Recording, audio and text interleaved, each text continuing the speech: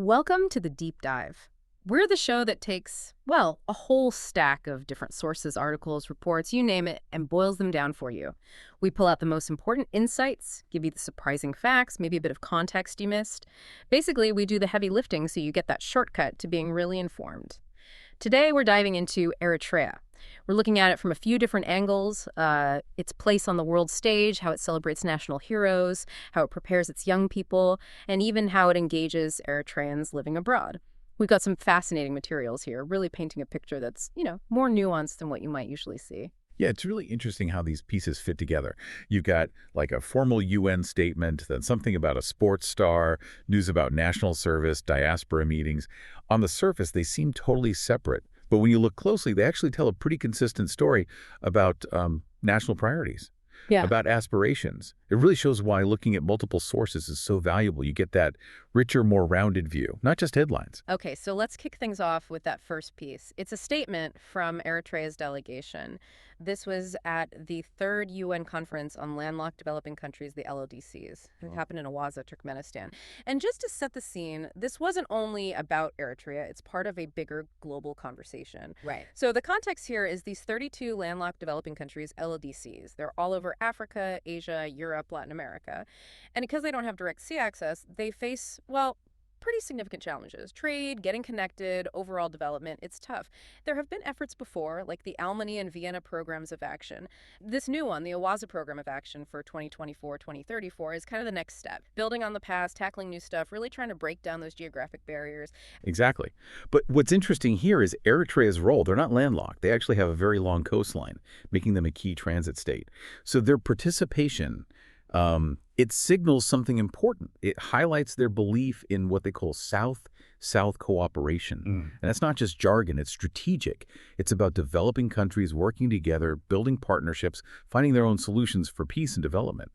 For Eritrea, as a potential gateway for its landlocked neighbors, this idea of South-South cooperation is really central.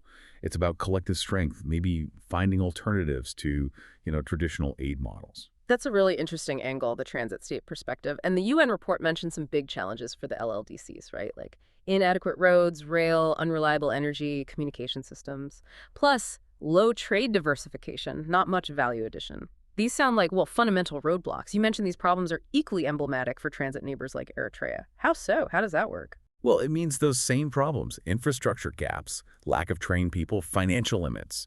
They affect Eritrea too, especially in its role as a transit country. If your ports aren't efficient or the roads connecting inland aren't good, it impacts everyone, the landlocked country and the transit country. So the call from Eritrea, it seems, is for a much broader approach, not just helping LLDCs in isolation. It's about serious coordinated investment in infrastructure, ports, roads, rail across borders, and technology, and crucially, adding value locally. Processing goods before they're exported, and building up the skills, the technical know-how for both the landlocked and the transit countries, so like a shared ecosystem. Right, their fates are linked. And it sounds like Eritrea is putting its money where its mouth is domestically. The source mentions they're actively working on their own roads, communication systems, economic programs, not just for themselves, but explicitly to boost that regional connectivity. And their Red Sea location means they also play a role in maritime security, safe navigation. That's important too. Definitely. And there's a wider point here, too, about the global economic system. The statement talks about navigating, quote, prescriptive economic policies and unfair trading systems. This usually refers to concerns about conditions imposed by international lenders or maybe trade rules they see as disadvantageous. So Eritrea's emphasis is on policies based on mutual respect, mutual benefit, respecting international law, sovereignty, basically wanting more autonomy in how they develop. Okay, so wrapping up this first part, it seems Eritrea consistently pushes this vision for a peaceful, stable, prosperous Horn of Africa, even while acknowledging what they call policies of polarization, often blamed on outside actors. They keep calling for regional cooperation, economic integration to unlock the whole area's potential.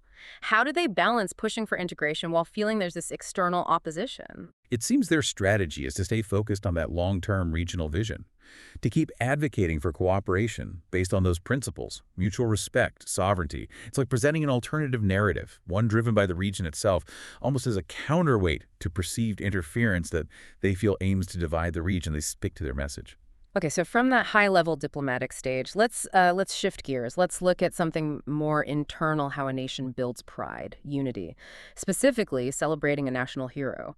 We're talking about the cyclist, Biniam Girmay, an Olympian. There was an official reception for him back in Asmara. This was August 7th, 2025, after he rode in the Tour de France. Yeah, Ambassador Zemaid Tekel, the Commissioner of Culture and Sports, congratulated him. He made a point of saying Biniam follows in the footsteps of other great Eritrean cyclists like Daniel Tekel-Hamanad and Merhawi Kudus. It's quite a cycling legacy they have. It really is. And what's key here is how Biniam's success is viewed. It's more than just athletic achievement. The source explicitly says his significant influence, globally and in Africa, is being used, well, strategically, to, quote, promote the country's development programs internationally and positively inspire youth. So individual success becomes a national asset. It's soft power, promoting the country, motivating young people. It connects the individual to the national project. And connecting those dots even further, there was a really big announcement tied to this. Biniam Girmay was actually appointed as an honorary ambassador for the the UN Development Program in Eritrea. That's quite something, right? Linking a sports star directly with international development efforts. Absolutely. It perfectly shows that intersection sports, national pride, development, it's a smart move. It leverages his visibility for positive messaging both inside and outside the country. And let's not downplay the achievement itself. Being the only African cyclist to ride the Tour de France 3 years running, that's historic. It says something about Eritrean resilience competing on the world stage. And you see the effect it has on him, too. He expresses gratitude, said the reception really motivates him, said it strengthens his dedication to do even better internationally. It's like a feedback loop. National support fuels individual drive. A powerful cycle indeed. Okay, so we've seen diplomacy, we've seen national heroes. Now let's look at another cornerstone, preparing the next generation. This brings us to Eritrea's National Service Program. Our source talks about a seminar for the 38th round of national service members. This was at the Sawa National Service Training Center, August 5th, 2025. Colonel Debesai, the commander there, led the seminar. He laid out the role of Sawa. And Sawa's role is really interesting, quite unique. It has two main goals, according to the source. One is providing 12th grade academic education, so finishing high school. The other is fulfilling national service obligations. It combines them. And the approach described is very holistic. It's not just academics or military training. It aims to boost academic and vocational skills, practical job training, plus nurturing national values, physical and psychological development, learning to live in a group, fostering nationalism. Wow, that's a broad mandate. Education, skills, values, fitness, social living, all rolled into one. The seminar also covered guidelines, regulations, the practical side of things. Yeah, but there was also an emphasis on the social aspect. Lieutenant Colonel Temesgen Samuel, the deputy commander, spoke. He urged the students to build unity, mutual care during their year there. This really underlines the community building aspect. It's about cohesion, shared responsibility, looking out for each other. Key values, it seems. And the report says the participants themselves showed determination, ready to study hard, fulfill their duties. It shows commitment from the youth involved. That commitment is definitely highlighted. All right, so we've looked outward, we've looked inward at heroes and youth. Now, let's broaden the scope again. Let's look at how Eritrea connects with its citizens living abroad, the diaspora. We have reports here from seminars held in Eritrean communities in Riyadh, Saudi Arabia, and also Cairo, Egypt. Both happened on August 7th, 2025. And the message coming out of both was strikingly similar. Participants expressing readiness, determination to, quote, strengthen organization, participation, and contribution to national development programs. A real sense of connection. Yeah, that consistency is notable. And the Riyadh seminar provides some detail. You had Mrs. Winnie Gersger, the charge d'affaires, and Mr. Woldesalisi Gebramedin, an advisor speaking. They briefed the community on the objective situation in the homeland and regional developments. So basically updating them on what's happening back in Eritrea government perspective, progress challenges, keeping the diaspora informed and aligned. And this connects right back to our first segment, doesn't it? Yeah. That idea of a single, cohesive national story reaching beyond borders. Exactly. And there was also a call for conscious and active participation to foil political, diplomatic, and economic hostilities. This echoes the earlier points about navigating external pressures. The diaspora is seen as playing a role in that too. Through remittances, advocacy, cultural work, they're seen as a vital extension of the nation. And the people in Riyadh reaffirmed their commitment, saying they've always been involved in national affairs. It suggests a long-standing, active connection. Right. And there's a similar story in Cairo. Mr. Aman Abdelwazi, the Chargé d'Affaires there, and Mr. Mohammed Idris, head of public and community affairs, also briefed attendees. They covered the situation back home, consular services, practical support, and again, strengthening organizational capacity, making sure the diaspora can contribute effectively. And again, the participants there echoed that readiness to step up their organization and contribution.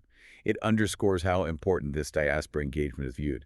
Okay, so we've covered quite a bit. Let's try and bring it all together. We started with Eritrea's diplomatic stance, that focus on South cooperation and infrastructure for regional benefit. Then we saw the celebration of a sports hero, Biniam Girmay, used to inspire youth and promote the country. We looked at the Salwa Center, blending education and national service for holistic youth development.